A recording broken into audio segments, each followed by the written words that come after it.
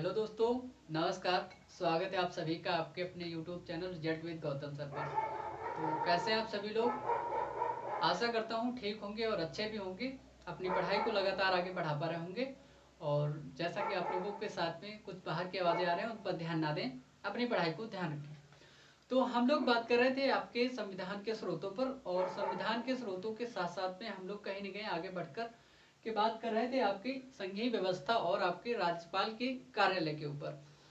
तो राज्यपाल के कार्यालय के ऊपर हम लोग बात कर लिए थे और आपकी संघीय व्यवस्था हो गई थी। इससे पहले कि हम आपको बता दें कि जो आपकी संडे की क्लास है, वो संडे की क्लास जो है आपको बंद रखनी चाहिए थी। हमें भी मतलब कहीं ना कहीं सभी के लिए काम रहता है, तो हमें भी थोड़ा सा, तो इसलिए हमने क्या किया था कि मतलब संडे को क्लास को ऑफ कर रखा था। तो अब जो है संडे की क्लास लगभग नहीं हुआ करेगी, ठीक है। अगर क्लास होगी कोई तो इम्पोर्टेंट रहेगी, या ऐसे ऐसे से रिलेटेड कोई भी क्लास रहेगी, या कोई अदर क्लास नई क्लास हुआ करेगी, ठीक है। और या तो फिर हम लोग यूपी स्पेशल की क्लास ले लिया करेंगे संडे संडे को, बाकी कोई दिक्कत नहीं। तब तक के लिए आप लोग क्लास इंडियन पॉलिटी और ज्योग्राफी की करते रहिएगा। आज हम बात करने वाले हैं इंडियन पॉलिटी पर। तो इंडियन पॉलिटी पर हम लोग संविधान के स्रोतों के बारे में बात कर रहे थे, और जो हमारी कल की क्लास होगी, कल की क्लास में हम लोग जितना भी पढ़े हैं आज तक की, और उसका टोटल रिवीजन हम लोग कल की क्लास में देख लेंगे कहीं ना कहीं। तो आज की क्लास को स्टार्ट करते हैं अपनी।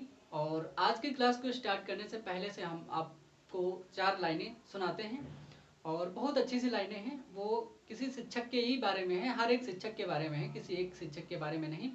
और उन शिक्षक के बारे में, और उस शिक्षक का जवाब सुनिएगा। एक व्यक्ति होता है, वो अध्यापक से पूछता है, अध्यापक जी आप क्या करते हैं? तो शिक्षक कहता है, शिक्षक का जवाब क्या आता है? शिक्षक कहता है कि सुर सजाने को साज बनाता हूँ, सुर सजाने को साज बनाता हूँ, नौ सखिए परिंदों को बाज बनाता हूँ, चुपचाप सुनता हूँ शिकायतें सबकी, तब जाकर दुनिया बदलने की आवाज बनाता हूँ, चुपचाप सुनता हूँ शिकायतें सबकी, तब जाकर दुनिया बदलने की आवाज बनाता हूँ। समंदर तो परखता है हौसले कश्तियों के, समंदर तो परखता है हौसले कश्तियों के, मैं तो डूबती हुई कश्तियों को जहाज बनाता हूँ। तो ये शिक्षक का जवाब आता है। तो शिक्षक भी बहुत अच्छे से प्यार से जवाब देता है ना। तो इस जवाब को आपको याद रखना चाहिए कि मतलब शिक्षक किस प्रकार से कितनी मेहनत करके आपको पढ़ाता है लिखाता है, तो आपको भी उस चीज़ का ध्यान रखना चाहिए। तो आज की क्लास हमारी जो रहेगी, हमने बात कर ली थी आपकी संघीय व्यवस्था और राज्यपाल के कार्यालय पर। तो आज हम बात करेंगे कहीं ना कहीं आगे चल करके हमारी शक्तियों की जो 3 अनुसूचियां हैं। मैंने आपको इससे पहले भी बताया था, अंग्रेजों ने अपने टाइम पीरियड में अलग अलग विषयों को बांट दिया था, और उन विषयों के साथ साथ में हम लोग कहीं ना कहीं यहाँ पर भी बांट करके देखेंगे विषय की 3 अनुसूचियों को। और जिसमें होगी आपकी संघ सूची, क्या होगी? संघ सूची, और होगी आपकी राज्य सूची, और इसमें होगी आपकी समवर्ती सूची। तो तीनों सूचियों के बारे में हम लोग बात करेंगे, और आगे चल करके हम देखते हैं। और उसके बाद में हम बात करेंगे न्यायपालिका के ढांचे पर, स्ट्रक्चर ऑफ द मतलब जुडिशरी, और आपातकालीन उपबंधों के बारे में जानेंगे हम लोग, और लोक सेवा आयोग के बारे में। उसके बाद में अन्य जो हमारा टॉपिक रहेगा, जो अन्य स्रोत हैं, किन किन देशों से हमने क्या आयात किया है, उनके बारे में हम लोग यहाँ पर बात करेंगे। तो हम बात करने वाले हैं आपके साथ में तो जो संघ की 3 अनुसूचियां हैं इनके विषय में। तो हम आपसे बताए थे पहले ही कि मतलब भारत का जो संविधान है और 1935 का जो अधिनियम है, उससे हमारे संविधान में कई सारे प्रावधान लिए गए हैं। लगभग 200 प्लस प्रावधान यहाँ से हमारे यहाँ पर ग्रहण किए गए हैं। तो वो मैंने आपको बता दिया था। इसके बाद में हम लोग पढ़ेंगे न्यायपालिका का ढांचा, आपातकालीन उपबंध और लोक सेवा आयोग पर। तो आज हम बात करने वाले हैं सबसे पहले हमारी जो शक्तियों की 3 अनुसूचियां हैं उनके बारे में। किसके बारे में बात करेंगे? शक्तियों की 3 अनुसूचियों के बारे में, और ये कौन कौन सी हैं।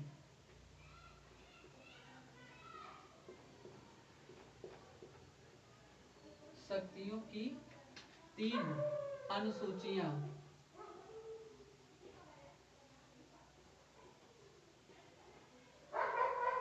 शक्तियों की 3 अनुसूचियों के बारे में बात करेंगे और ये कौन कौन सी अनुसूचियां हैं। बाहरी आवाज कुछ ज्यादा ही आ रही। तो ये शक्तियों की 3 अनुसूचियां कौन कौन सी हैं मैंने बताया आपको। नंबर 1 पर हमारी संघ सूची होती है।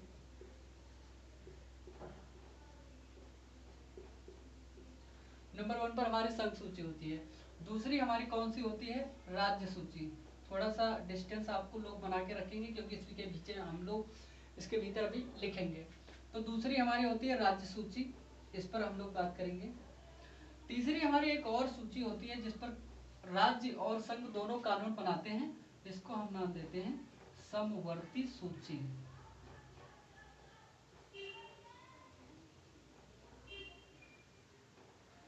इन तीनों पर हम लोग कहीं न कहीं बात करेंगे।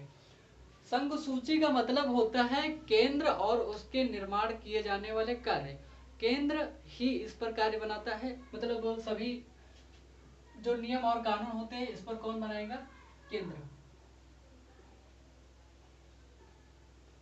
केंद्र बनाएगा।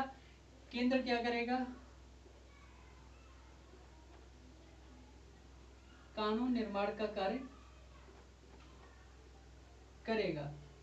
केंद्रीय कानून जो भी होंगे आपके वो कौन निर्माण करेगा, केंद्र ही। ठीक है, तो ये कानूनों का निर्माण कौन कर रहा है, केंद्र कर रहा है। यहां पर क्या होता है, राज्य क्या करेगा, राज्य सूची में। और देखिए केंद्र सूची जो आपकी संघ सूची है इसमें अभी 98 विषय हैं। ठीक है, बदलते रहते हैं, इनको आपको याद रखना है 98 विषयों के रूप में। और जो आपकी राज्य सूची है, इस राज्य सूची में जो है आपका ये राज्य के कानून या राज्य क्या करेगा, कानून का निर्माण करेगा। कानून का निर्माण करेगा। ठीक है, और इसके अंदर कानून निर्माण करने के मतलब साथ साथ में कानून निर्माण करने के लिए और इसके पास कितने विषय हैं, 59 के करीब विषय हैं। और कुछ ऐसे विषय हैं जिन पर संघ और राज्य दोनों जो है, संघ भी करेगा और इसके साथ साथ में राज्य भी कानून निर्माण करेगा। लेकिन कानून का जो निर्माण होगा यहां पर, कानून या नियम का निर्माण होगा यहां पर, जो प्रभावी किसका रहेगा, यहां पर प्रभावी रहेगा आपका संघ का। क्योंकि संघ राज्य जो है संघ के अंतर्गत ही आता है, तो इसलिए ये प्रभावी रहता है, हमेशा प्रभावी रहेगा कानून। अगर किसी भी कानून को राज्य ने बनाया और राज्य के बनाने के बाद में उसने केंद्र ने उसी विषय पर कोई कानून बना दिया, तो केंद्र का कानून लागू होगा, मतलब संघ का कानून लागू होगा और राज्य का कानून लागू नहीं होगा। केंद्र और राज्य दोनों ही इस पर कानून बना सकते हैं, इसको कहते हैं समवर्ती सूची। इसमें आपके 52 सब्जेक्ट्स हैं, इसमें 52 विषय हैं। ये आपको दिखाई दे रहा है ना, ठीक है, इसमें 52 विषय हैं। अब इसको थोड़ा सा मिटाते हैं, इसमें कौन कौन से विषय इसके अंतर्गत आते हैं उनको थोड़ा सा हम लोग जान लेते हैं।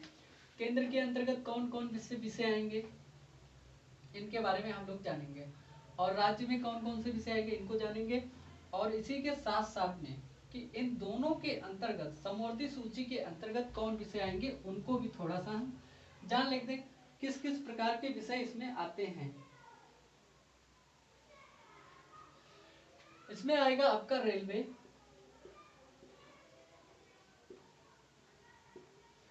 इसमें आएगा आपका उड्डयन, इसमें आएगा आपका बैंकिंग, तो आएगा इसमें आपका क्या, बैंकिंग भी इसी के अंतर्गत आएगा। देखिए रेलवे, उड्डयन, बैंकिंग ये सभी जो सब्जेक्ट हैं, और इसी के अंतर्गत आएगा आपका लोक सेवा,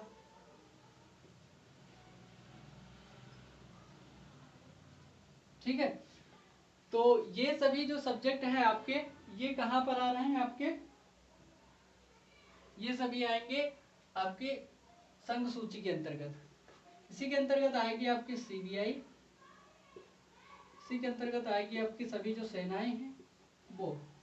तो ये सभी जो विषय हैं ये सब आ रहे हैं आपके संघ सूची के अंतर्गत कहीं न कहीं आपकी जो संघ सूची के विषय हैं इन पर जो कानून कौन बनाएगा, केंद्र बनाएगा। ठीक है। अगर किसी भी व्यक्ति को नागरिकता, अभी हमने आपको बताया है कि नागरिकता देना है,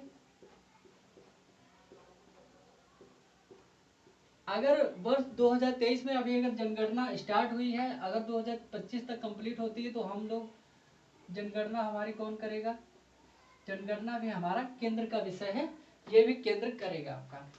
तो राज्य सूची के अंतर्गत कौन कौन से विषय आ रहे हैं, इसके अंतर्गत आएगा पुलिस, इसी के अंतर्गत आएगा कृषि, इसी के अंतर्गत कौन सा आएगा, राजस्व, सॉरी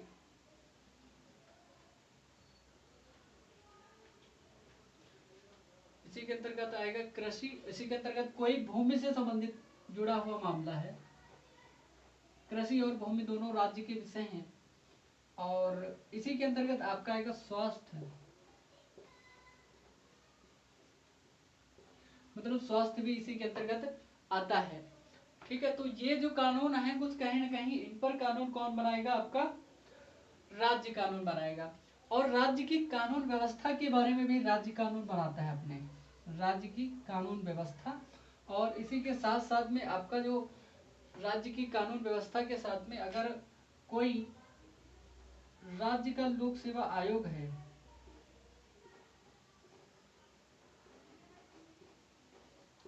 सभी राज्य के लोक सेवा आयोग जो हैं अपने राज्य के लोक सेवा आयोगों को निर्माण करते हैं और बातें मतलब उनके विषय का निर्माण करते हैं। अब हम बात करते हैं समवर्ती सूची पर कौन कौन से विषय आपके आते हैं।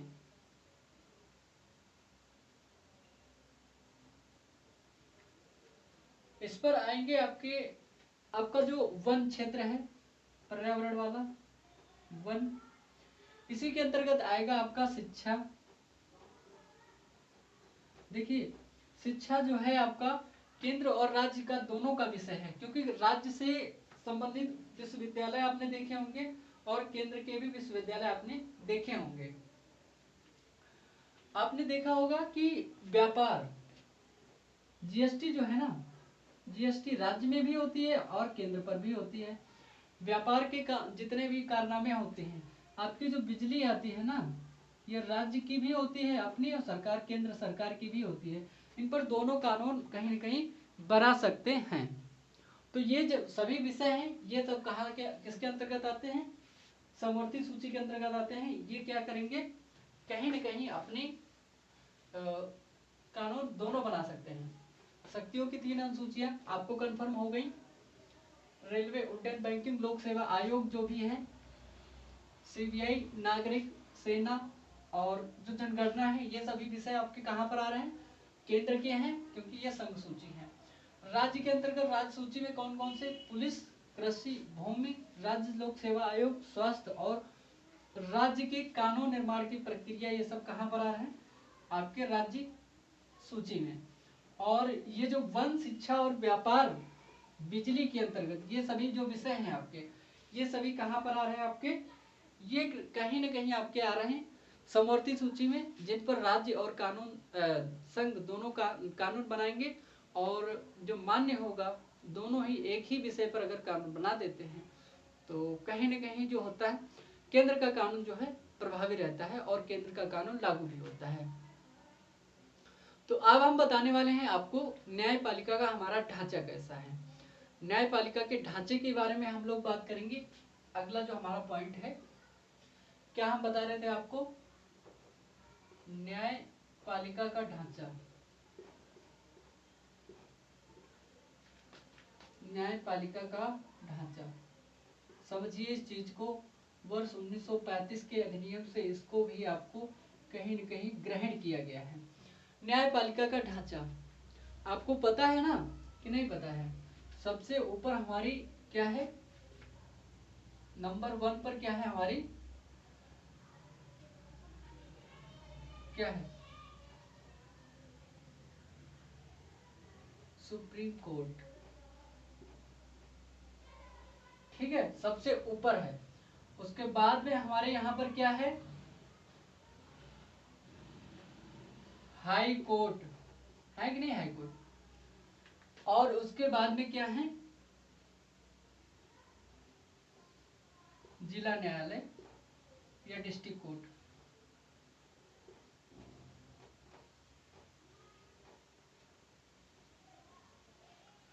अब देखिए ये स्ट्रक्चर कुछ ऐसा है,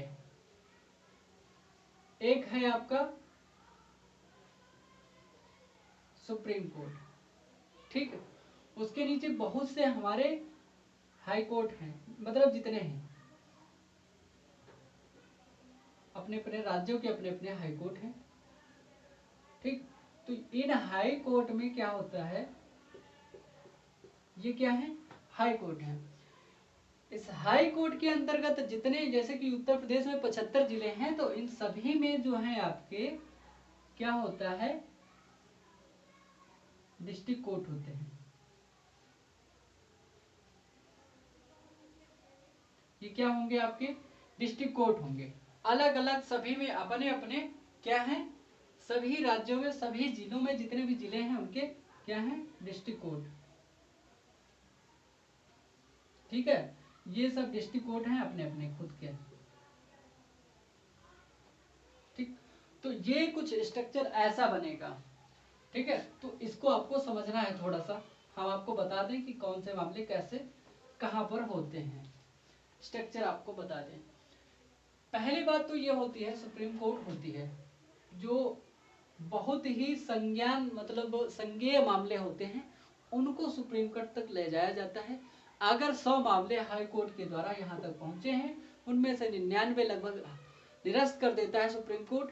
एक ही मामला ऐसा होता है जिसको माननीय सुप्रीम कोर्ट जो होती है उस पर फैसला सुनाती है। वो मामला कैसा होता है वो आपको बता दूं। दरअसल में एक ऐसा मामला हो जिससे संपूर्ण समाज कहीं न कहीं प्रभावित हो रहा हो, या किसी मतलब संपूर्ण समाज के या समाज के एक हिस्से के कहीं न कहीं अधिकार या कम हो रहे हो या ज्यादा हो रहे हो या कुछ उनमें बदलाव हो रहा हो, तभी सुप्रीम कोर्ट अपने मामले को सुनाती है, तभी उन पर संज्ञान लेती है, तभी उन पर बातचीत होती है। नहीं तो पहली बात तो यहाँ पर मामले को सुलझाया जाता है, यहाँ पर सुलझ जाता है तो ठीक है, नहीं तो फिर यहाँ तक पहुँचते पहुँचते मामला सुलझ जाता है हाई कोर्ट तक। जब हाई कोर्ट नहीं सुलझा पाता है तो 100 मामले जो भेजता है सुप्रीम कोर्ट तक, तो सुप्रीम कोर्ट के जो मामले होते हैं वो मामले वापस आ जाते हैं यहीं पर। तो फिर हाई कोर्ट को या तो ये सजेशन इनको दे देते हैं तो ये हल कर देते हैं अपना, बहुत ही कम मामले सुप्रीम कोर्ट तक पहुंचते हैं, ठीक है। तो इसके अंतर्गत हमें क्या क्या मतलब जानना है, क्या क्या हमें देखना है, उसको हमें ध्यान रखना चाहिए। अब हम आपसे बात क्या कर रहे थे, सुप्रीम कोर्ट और उसके साथ साथ में, ठीक है। अब हम बात कर रहे थे हाई कोर्ट और सुप्रीम कोर्ट के साथ साथ में, क्या बात कर रहे थे, आपसे हम बात कर रहे थे कि ये जो दोनों मामले हैं ना, यहाँ पर अपील की जाती है।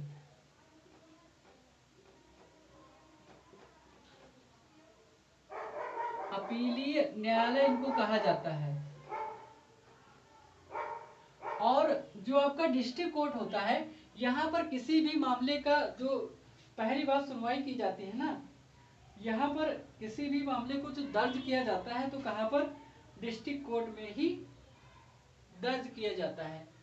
और इस स्ट्रक्चर में 2 प्रकार के जिला न्यायालय होते हैं, ठीक है। 2 प्रकार के जिला न्यायालय होते हैं। क्यों 2 प्रकार के जिला न्यायालय क्यों होते हैं,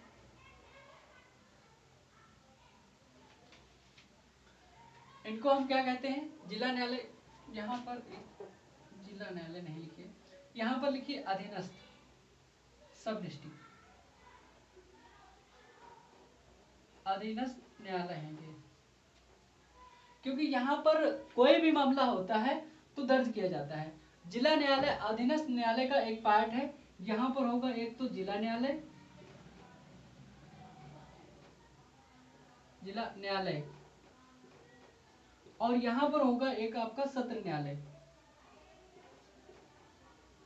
सत्र न्यायालय, ये दोनों अलग अलग काम करते हैं। देखिए, जो जिला न्यायालय होता है, डिस्ट्रिक्ट मजिस्ट्रेट यहाँ पर जो है अपना कार्य करता है। कहाँ पर?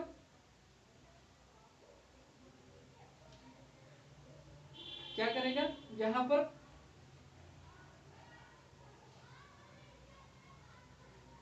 जिला न्यायालय में कौन बैठेगा?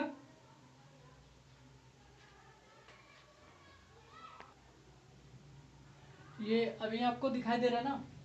तो इस स्ट्रक्चर को समझने के लिए हमने बताया आपको अपीलीय न्यायालय कौन कौन से हैं, सुप्रीम कोर्ट और हाई कोर्ट। उसके बाद में दो न्यायालय हैं आपके अधीनस्थ न्यायालय, जिसमें आपका है जिला न्यायालय और आपका सत्र न्यायालय। बात होती है जिला न्यायालय की। दो न्यायालय हैं आपके अधीनस्थ न्यायालय, ठीक है। अधीनस्थ न्यायालय क्या है? पहली बात तो मैंने आपकी बात करी कि एक होता है इसमें जिला न्यायालय और एक होता है सत्र न्यायालय। देखिए, जो जिला न्यायालय होता है यहाँ पर एक जज होता है जो फैसले को सुनाने का कार्य करेगा, वो जज सुनाएगा फैसले। और जो आपका सत्र न्यायालय होता है, यहाँ पर एक मजिस्ट्रेट बैठा होता है, मुखिया यहाँ का मजिस्ट्रेट और जज। तो जज क्या करता है, कहीं ना कहीं जज के पास ऐसे मामले जाते हैं जो क्षतिपूर्ति योग्य मामले होते हैं, ठीक है। जैसे किसी का कब्जा हो गया, नाजायज कब्जा किसी का करवा दिया और किसी ने उस पर नाजायज कब्जा कर लिया, तो उसका जो क्षतिपूर्ति योग्य वसूलने का जो मामला होता है, जैसे किसी की चोरी हो गई, कैसे मामले? क्षतिपूर्ति योग्य मामले। हाँ, इनको क्या कहते हैं मामलों को? जो आपके क्षतिपूर्ति योग्य मामले होते हैं, इनको कहते हैं हम लोग सिविल केस, और ये होते हैं आपके सिविल केस।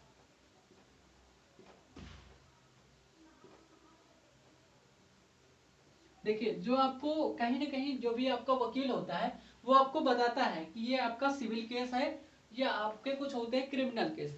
तो क्रिमिनल केस में तो आप जान रहे हैं कि क्रिमिनल केस कैसा होगा। आप क्रिमिनल, जब आप सिविल केस होता है तो आप कहीं ना कहीं मतलब क्रिमिनल थोड़ी ना बन जाते हैं। इसमें क्रिमिनल केस में कुछ अलग होते हैं।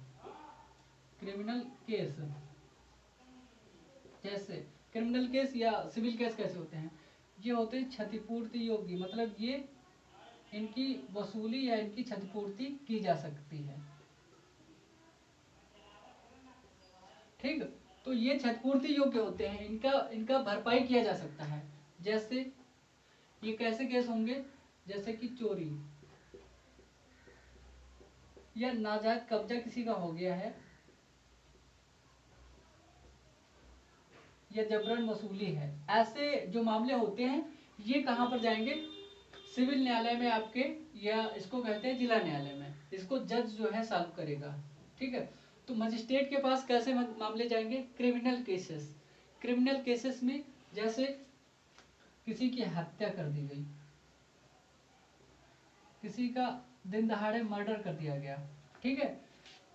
रेप के मामले इसी के अंतर्गत पहली बार नियुक्त होते हैं। तो ये सब जो मामले होते हैं आपके, कोई भी मामला जो होता है पहली बार,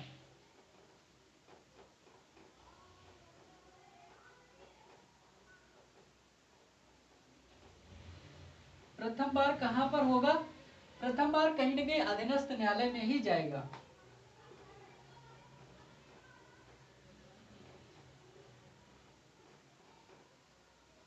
अधीनस्थ न्यायालय में दर्ज किया जाता है, ठीक है। तो पहली बार हम लोग कहां पर दर्ज कराते हैं? किसी भी मामले को जाएंगे तो अधीनस्थ न्यायालय में दर्ज होगा हमारा मामला। उसके बाद में क्या होगा? उसी के बाद में हम लोग कहीं ना कहीं उस पर एक्शन लेते हैं, तभी जा सकते हैं, या तो सुप्रीम कोर्ट या तो हाई कोर्ट हम लोग जाएंगे।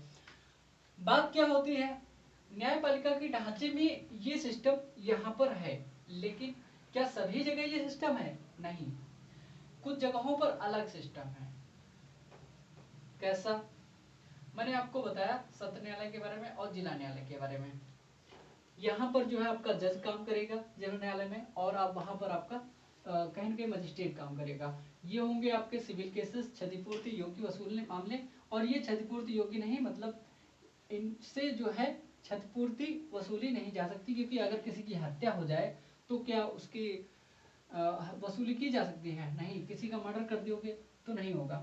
तो ये सब चीज़ें जो ऐसे मामले होते हैं, जो क्रिमिनल केस होते हैं, इनमें कहीं न कहीं जो सेशन कोर्ट में आपके जाते हैं, इनमें कहीं न कहीं क्षतिपूर्ति वसूली नहीं हो सकती है। तो हम बात कर रहे थे आपकी कि कुछ जगहों पर, जैसे कि आपने यूएसए की बात करी। यूएसए में होता क्या है, केंद्र अलग है, राज्य अलग है। केंद्र यहाँ पर अलग है, राज्य यहाँ पर अलग है।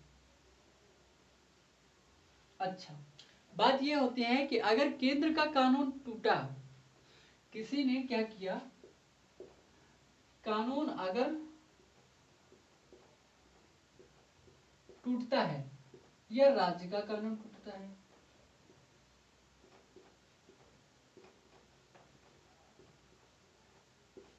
किसी ने तोड़ा, ठीक।